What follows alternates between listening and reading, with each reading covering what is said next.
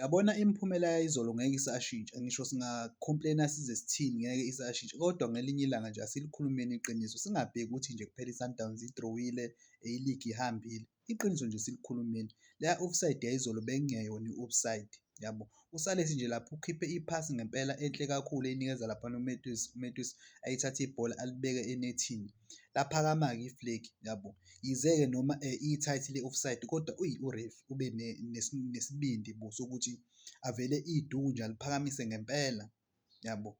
Asisho ukuthini, asi-complain-i, yabo, kodwa aningabheki phela nani isayidi elilodwa ukuthi hheyi i-Sundowns idrophe amaphoyinti wara wara. Sirojiwe izolo, yabo.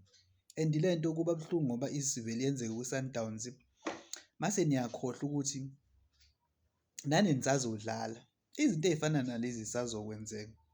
So-na-ke bafowethu kube 1-1 i-score, sizothini? Sizowuthatha.